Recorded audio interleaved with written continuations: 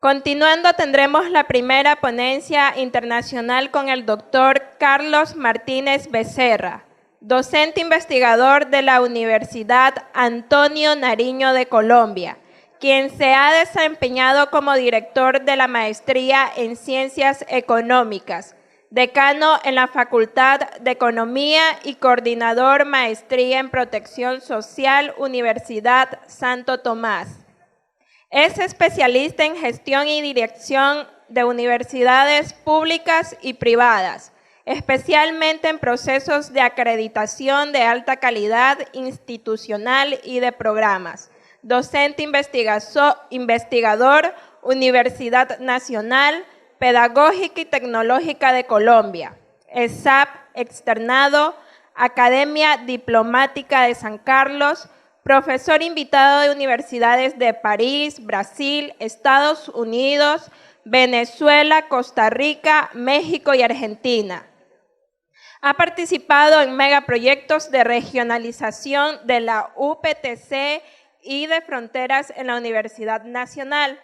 Publicaciones en temas de economía social, seguridad, defensa, energía y geopolítica e integración regional latinoamericana y del Caribe. Nos acompaña con el tema prácticas anticonceptivas en el ámbito de multinacionales y su afectación en el comercio nacional e internacional.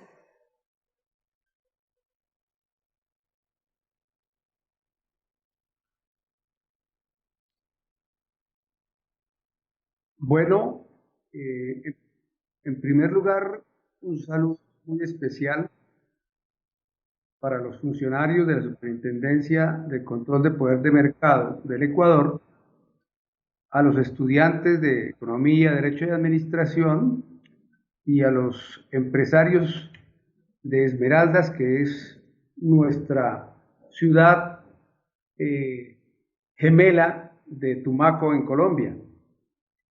El tema que quiero compartir con ustedes fundamentalmente tiene que ver con, en primer lugar, definir muy brevemente el concepto de relaciones económicas internacionales.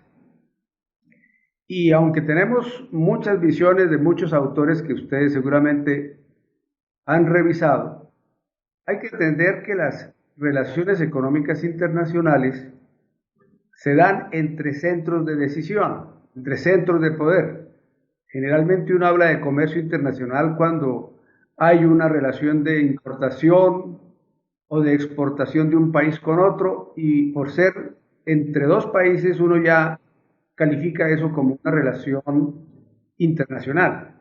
Sin embargo, cuando se incorpora el tema del poder geopolítico, del poder militar a nivel mundial, hay que entender que las relaciones económicas internacionales son aquellas que se trazan, que se dibujan, que se establecen entre centros de decisión. Y la pregunta que surge ahí es: ¿cuáles son los centros de decisión en la economía mundial, que son las que deciden qué producir, qué intercambiar, en qué condiciones intercambiar, cuándo a un país se le deja producir, cuándo se le limita para producir, cuándo se le controla militarmente, cuándo se le deja actuar sin el control militar?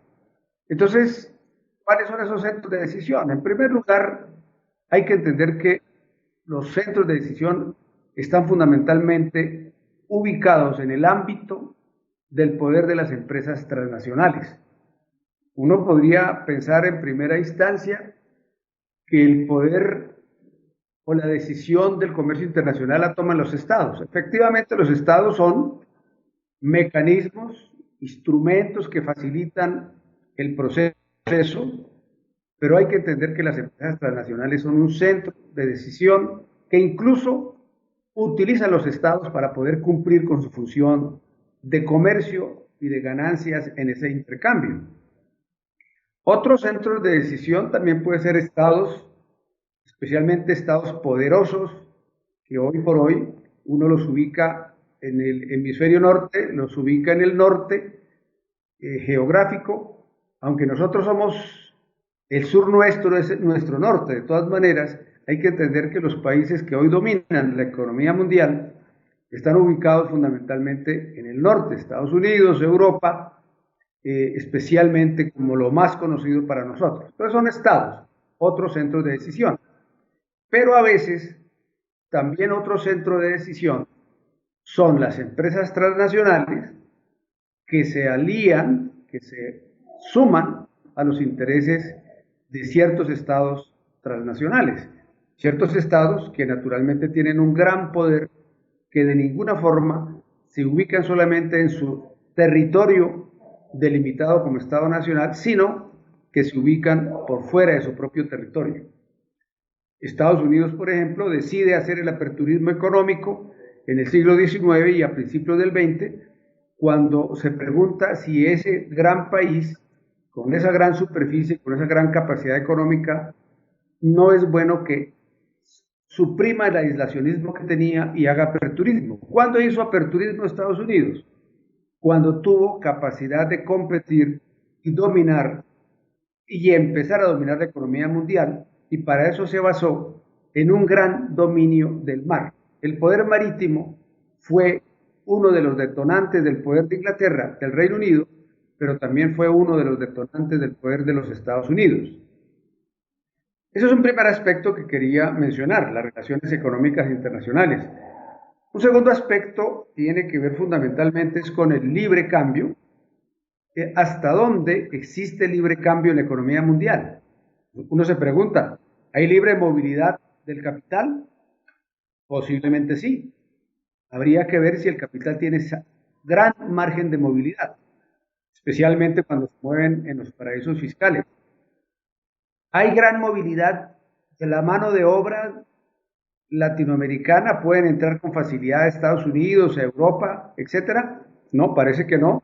Hoy por hoy hay todo lo contrario, una agresión prácticamente contra la migración. Y la otra posibilidad de libre cambio, pues es la tierra. ¿Qué países tienen la posibilidad de ampliar su territorio? ¿Todos los países de América del Sur tenemos la posibilidad de ampliar nuestro territorio? Aparentemente no. Y hay un tema que me parece vital en este proceso de análisis, y es el tema de la movilidad libre de la tecnología y de la ciencia. Aparentemente allí no hay una libre movilidad ni de ciencia ni de tecnología. Entonces, en esas condiciones, uno podría decir que las relaciones económicas internacionales se deciden, se configuran, se determinan por centros de decisión. Y como mencioné ahora, hay condiciones en donde la situación para la competencia de nuestras economías nacionales es más complicada. Por ejemplo, las limitaciones a la transferencia de tecnología. Ese es un tema muy importante, muy significativo, que uno lo estudia en la denominación de lo que hoy se podría caracterizar como el régimen jurídico de propiedad industrial. Entonces, ese régimen de jurídico de propiedad industrial se estableció en su momento como una condición para que haya inversión extranjera directa en nuestros países. Acuérdense que Ecuador pasó por ahí, Colombia ha pasado por ahí, América Latina ha pasado por ahí, en el sentido de que la inversión extranjera directa se acepta en la medida en que se privaticen los recursos estatales especialmente relacionados con servicios públicos, con transporte aéreo, con transporte marítimo, y entonces se ha planteado que la privatización era el camino apropiado para que la inversión extranjera llegara. Pero después se establecieron otra condición, y no es que se privaticen esos espacios, sino que se defienda la aplicación del régimen jurídico de propiedad industrial. Entonces, ¿de qué manera los países desarrollados protegen su creatividad? Tienen dos formas. Una forma es con el esquema de patentes. Si se hace patentes, se protege la invención tecnológica, y si esa invención tecnológica se protege, ¿qué quiere decir? Que nuestros países no pueden acceder a esos conocimientos científicos o técnicos si no pagamos regalías. Entonces ya hay una limitación para generar condiciones de innovación en nuestros países. Si hay una patente, tendremos que pagar regalías por el uso de la patente. Pero si nuestros países a su vez no generamos muchas patentes, primero porque de pronto el desarrollo científico-técnico es bajo, o porque no tenemos la cultura del patentamiento, como ocurre en el caso de Colombia, no sé, en Ecuador se ocurrirá lo mismo, que hay mucha actividad científica, posiblemente de innovaciones y de invenciones tecnológicas tradicionales, eso puede generar posibilidades de patentamiento, pero de pronto no tenemos la costumbre de hacer eso. Entonces, un primer impedimento para poder acceder a la transferencia de tecnología es la existencia de patentes que se protegen bajo el régimen jurídico de la compañía industrial. Por eso en la economía mundial se dice que hay tecnología libre y tecnología no libre. La tecnología libre es la que cualquier empresario, cualquier país que decida hacer innovación, puede acceder mediante buena información a ciertas tecnologías que ya están en el libre mercado, es decir, que si estuvieron patentadas alguna vez, ya están de libre acceso para el empresario. Ese es un gran recurso, esa información que se puede tener en la tecnología libre. Pero la mayoría de la tecnología, sobre todo la más modernizante, se ubica en el ámbito de la tecnología no libre. ¿Cuál es la tecnología no libre? La tecnología no libre es aquella que se protege mediante protección jurídica, o sea, mediante patentes en este caso, o mediante protección de hecho, es decir, mediante el secreto de fábrica. Entonces ustedes comprenderán que la forma en que las grandes empresas controlan el esquema de patentamiento, controlan el esquema de las marcas y no permiten el acceso por parte de nuestros países a esas tecnologías, ya con eso se está creando un mecanismo muy significativo de anticompetitividad, es decir, de impedimento de la competitividad. Ahora, uno no todo puede culpar, digamos, al imperio, es decir, que Estados Unidos o Europa hacen ese mecanismo. También depende de nuestros países. Si nosotros logramos hacer un desarrollo científico-técnico avanzado, hay que entender que nosotros podríamos negociar mejor.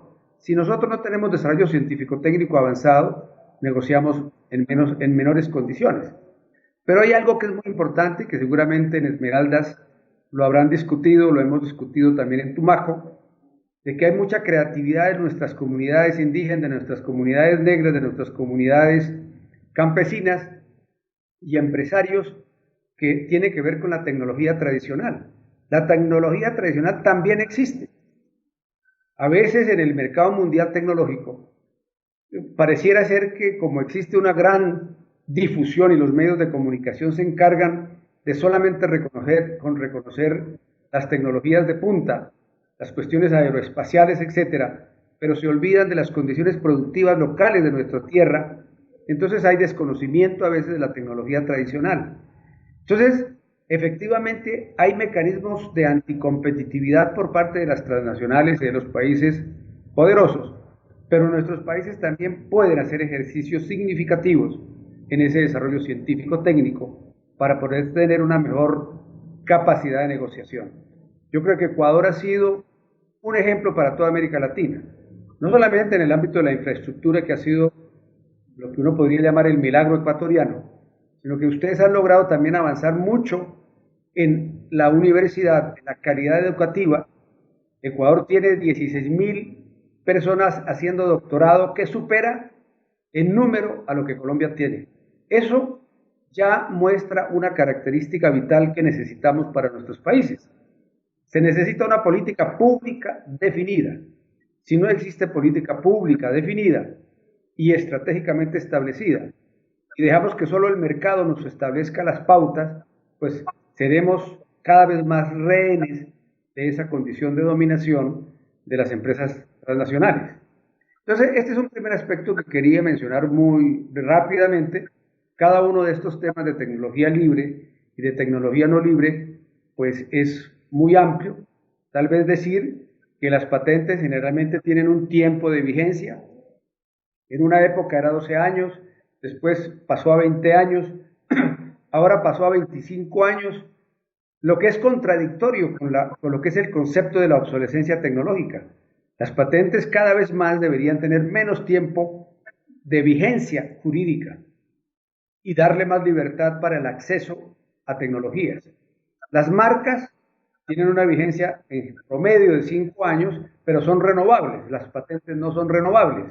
De manera que estos son dos aspectos que yo quería compartir con ustedes, estudiantes y empresarios, para entender que el régimen jurídico y propiedad industrial que está hoy elaborado y que hace parte de todos los tratados de libre comercio que se han firmado, hoy es más importante comprometerse a respaldar el régimen jurídico de propiedad industrial que exportar o importar.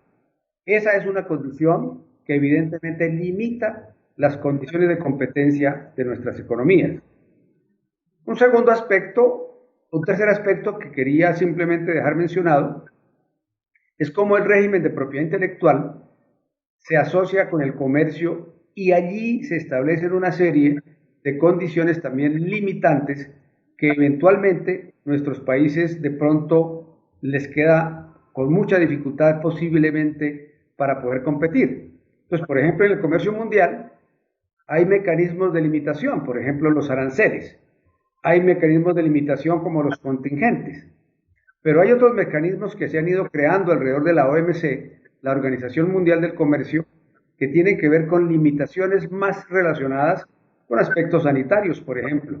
Entonces, si nuestros países no producen, no empacan los productos en condiciones apropiadas en términos de la sanidad vegetal y humana, digamos, pues van a tener muchas dificultades en el comercio mundial.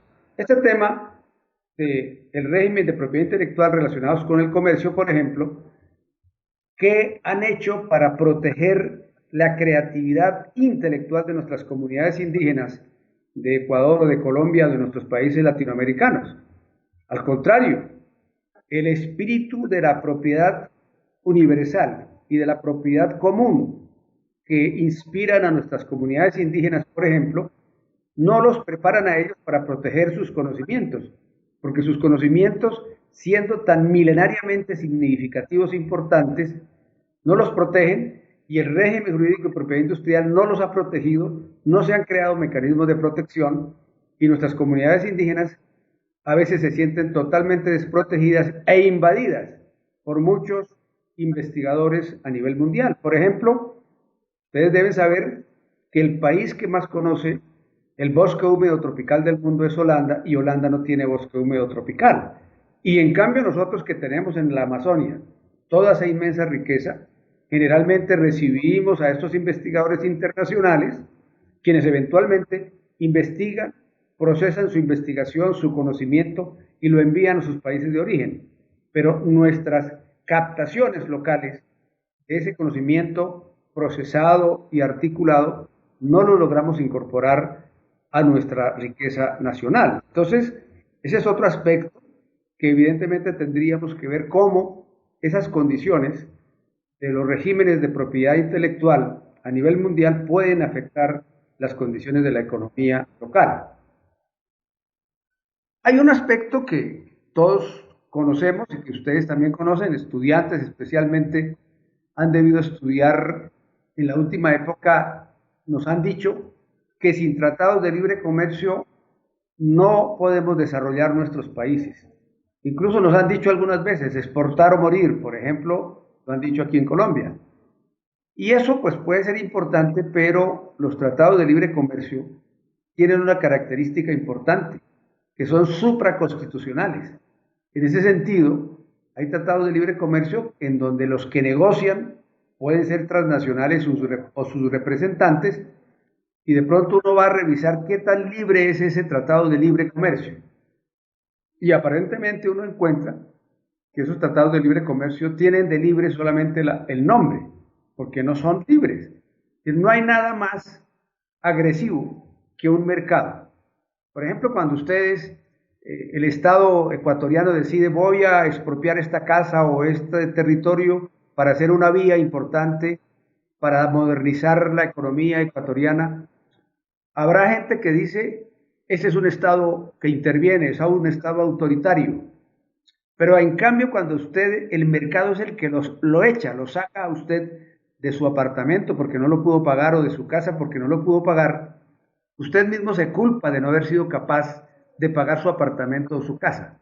Entonces vean a ustedes las diferencias entre cuando se interviene por parte del Estado para hacer obras públicas en beneficio de toda la sociedad y cómo ocurre cuando es el mercado el que lo saca a uno. Entonces los tratados de libre comercio que se han creado en los últimos tiempos pretenden generar condiciones teóricamente de mayor innovación tecnológica y ocurre que, por ejemplo, el Tratado de Libre Comercio TLC-CAN entre Estados Unidos, Ecuador y México, lo que ha mostrado es que México cada vez es más dependiente del comercio de los Estados Unidos que facilitarle efectivamente una capacidad productiva. Es decir, los tratados de libre comercio lo que nos han traído ha sido un boom importante de consumo, un boom de consumo, es decir, hemos diversificado los consumos, pero no hemos logrado tener un boom productivo. Y yo creo que eso es una de las buenas tareas que uno nota que intenta hacer la Superintendencia de Control del Poder de Mercado en Ecuador. Mirar la calidad del producto que estamos comprando, vendiendo. Se trata de establecer hasta dónde nosotros sí podemos producir. Por ejemplo, en el caso colombiano, el Tratado de Libre Comercio con Estados Unidos, el mecanismo del Tratado de Libre Comercio está impidiendo que se produzcan productos farmacéuticos genéricos, es decir, de mejor acceso para la población. Y en cambio imponen el consumo libre prácticamente de productos farmacéuticos de marca que son absolutamente más costosos, lo que cierra las posibilidades de acceso al sistema de salud. Entonces, dense cuenta ustedes que los tratados de libre comercio, mostrándose como algo muy importante, lo podrían ser en la medida en que hubiera libre comercio. Pero cuando no hay libre comercio en el tratado de libre comercio, ocurre que los países que lo firman, como países nuestros, más atrasados que con los países con los que firmamos los tratados, lo que se hace es congelar la capacidad productiva del país. Y hoy por hoy, ¿qué es lo que ha ocurrido? Con el cambio de gobierno en los Estados Unidos, se está saliendo del Tratado de Libre Comercio como la camino hacia el desarrollo y se está diciendo que son las condiciones, un nuevo nacionalismo y un proteccionismo y populismo lo que debe generar condiciones en la economía nueva. Pero no olvidemos algo muy importante. No hay tratado de libre comercio que hoy se haya firmado a nivel mundial que no estén asociados a pactos de seguridad. Por ejemplo, en la relación México, Canadá y Estados Unidos, el TLC-CAN fue como la primera experiencia entre un tratado de libre comercio entre país desarrollado y subdesarrollado. México hoy prácticamente ya no hace parte de América Latina en términos políticos, sino hace parte de Norteamérica. Pero peor que eso, allí se creó el ASPAN, que es un esquema de seguridad territorial que controlan los Estados Unidos, y entonces allí uno podría establecer que no hay tratado de libre comercio sin compromisos geopolíticos. Y eso es muy importante que lo tomemos en cuenta, porque en el caso de Esmeraldas y Tumaco, que están en una ruta tan significativa para ciertas actividades lícitas unas y otras no, hacia Estados Unidos debemos tomarlas muy bien en cuenta. Entonces lo que hoy se quiere revivir en sustitución de los tratados de libre comercio o como complemento es el proteccionismo, el nacionalismo y el populismo de los Estados Unidos. Entonces, observen ustedes que hay un nuevo clima que hace que las empresas transnacionales pues tengan mecanismos de anticompetitividad de nuestras economías y de empresarios específicos. Entonces, es un aspecto que quería mencionar y hay algo que es muy importante, que vale la pena que lo tomemos en cuenta. Ecuador le dio un ejemplo a América Latina hace unos años, al comienzo del gobierno del presidente Correa, cuando se hizo una discusión que antes no se había hecho. ¿Qué tipo de deuda tienen nuestros países para poder desarrollarse? Porque ese también es un mecanismo de control desde el exterior, el endeudamiento. Y Ecuador tuvo la habilidad técnica y también política, hay que decirlo, de diferenciar la deuda legal de la deuda ilegal, de la deuda legítima a la deuda legítima.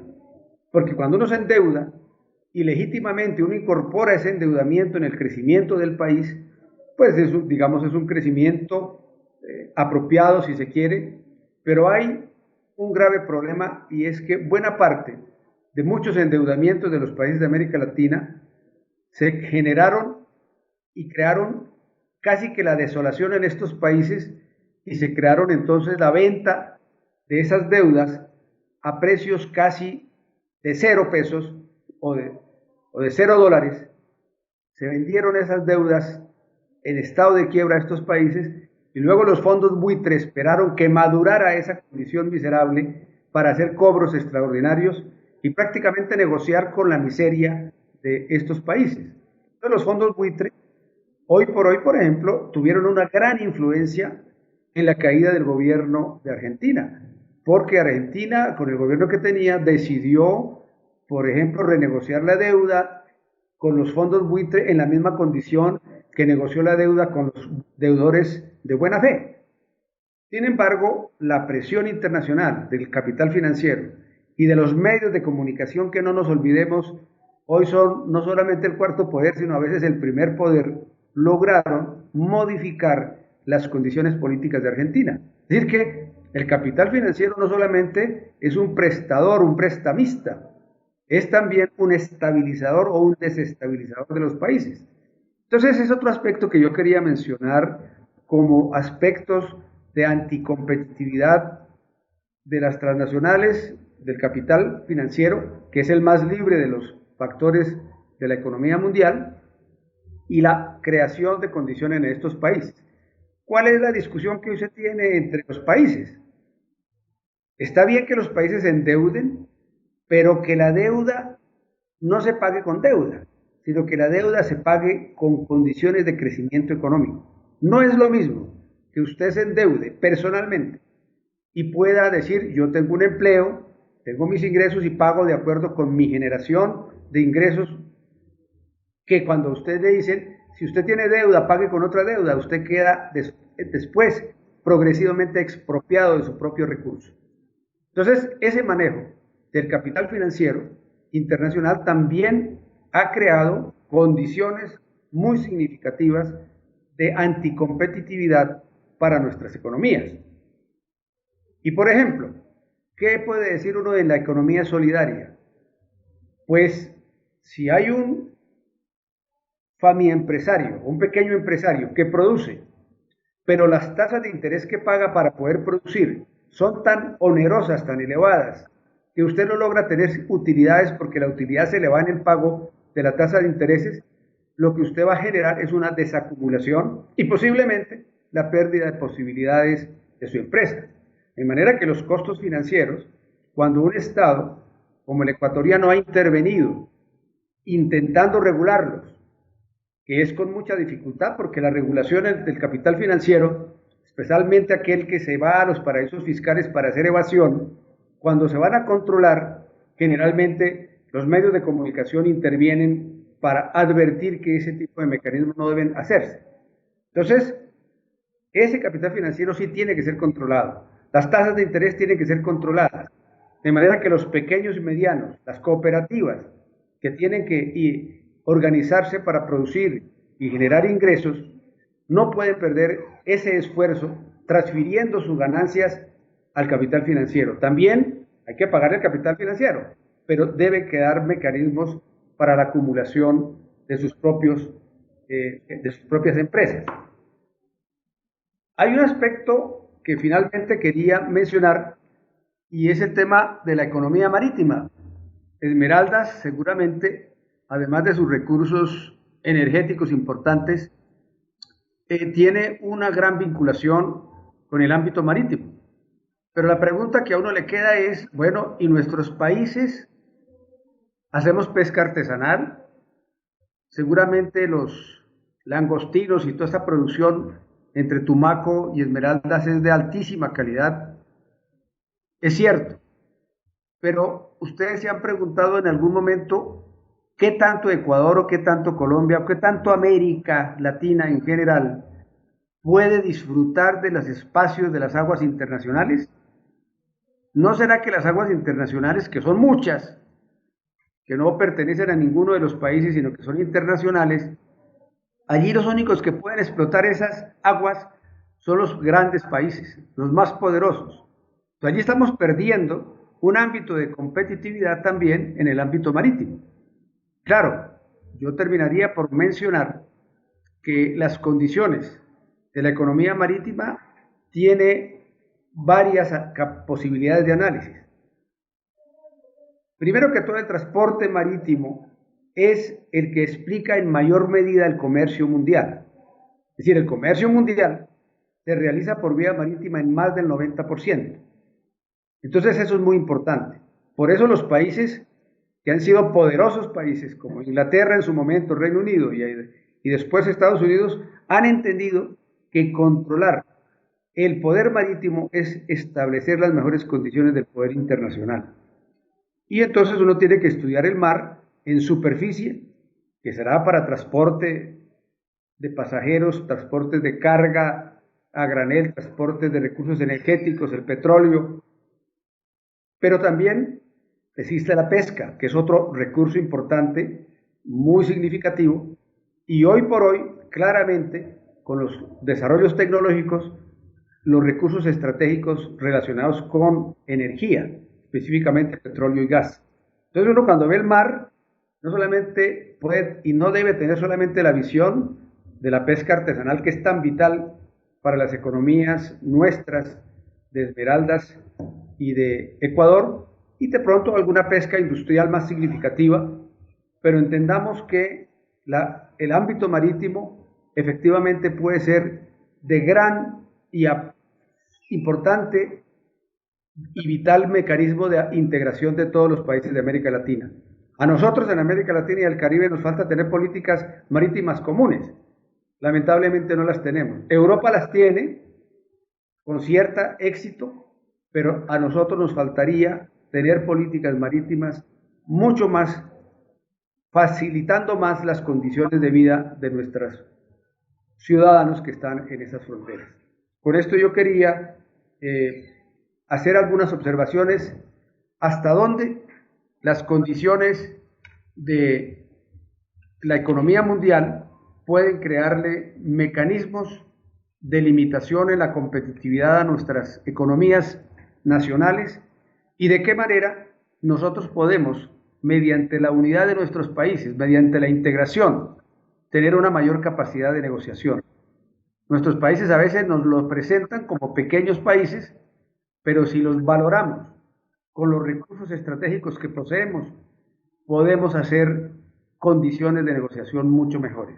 Y hacer que entonces esos mecanismos anticompetitivos que nos han creado, podamos irlos progresivamente ubicando en su debida dimensión y valorando mucho más las condiciones de nuestros propios países. Agradezco que ustedes me hayan podido escuchar y poder intercambiar con algunas preguntas que ustedes quieran formular. Muchas gracias.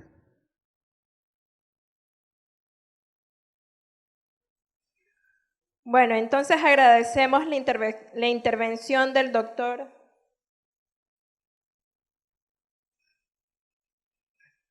Muy buenos días todavía, un saludo doctor. El tema del mar me interesa un poco analizarlo mucho, porque nosotros Esmeraldas tenemos un puerto internacional que es poco explotado y lamentablemente la administración pública de este país ha colocado a personas que no conocen de puerto, que en vez de ayudar se ha ido al caos el mismo, ¿no? Entonces, conectando una posibilidad de negocio, este puerto maneja lo que es el aceite de palma africana y justamente la parte de Tumaco es productor de aceite de palma africana. Entonces sí sería bueno que las autoridades que presiden este evento puedan dar a conocer a los gobiernos, y creo que si no me equivoco Tumaco es del gobierno de Nariño, si es así, explotar esa vía del transporte intermodal y explotar tierra con mar, la producción que pueda sacar Tumaco en vez de enviar a Buenaventura que tiene altos costos, la puede hacer a través de Vía Esmeraldas.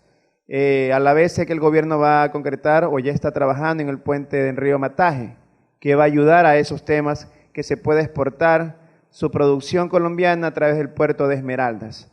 Entonces, en ese aspecto, ¿qué tanto ha escuchado usted o conoce de algo?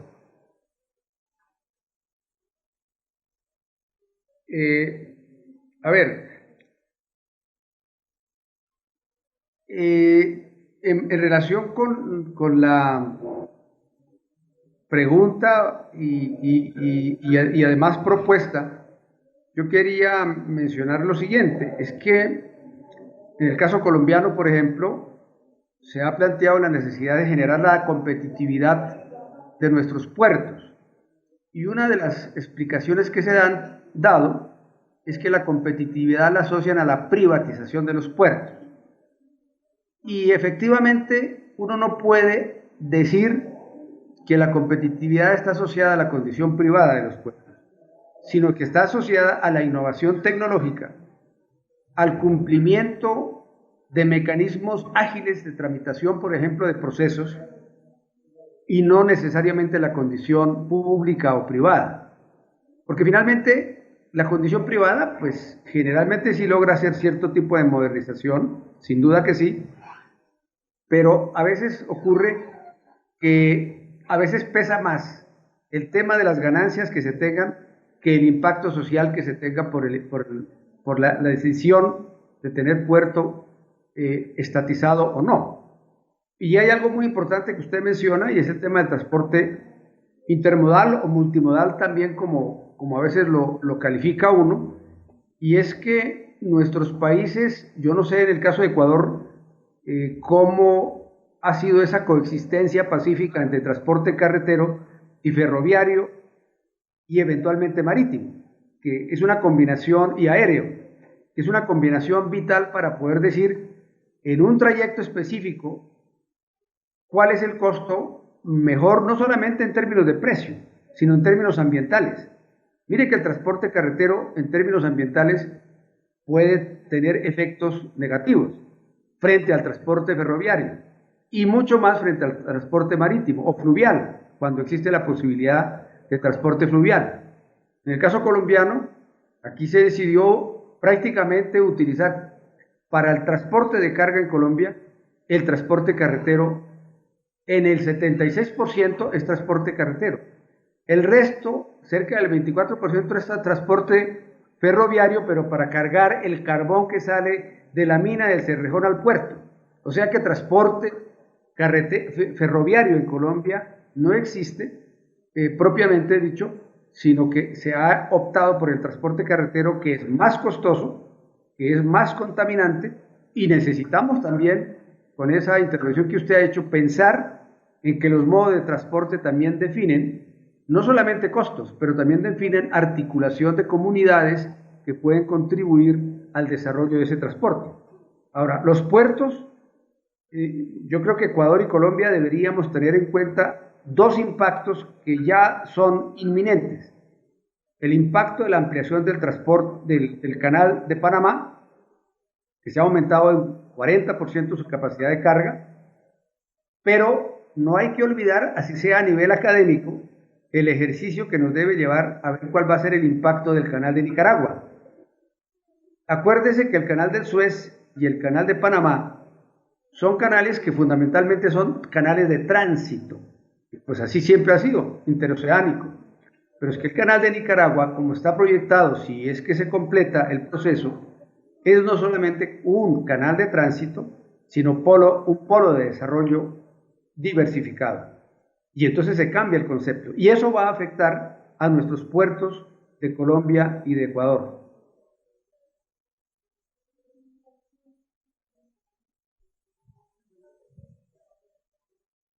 ¿Alguien más?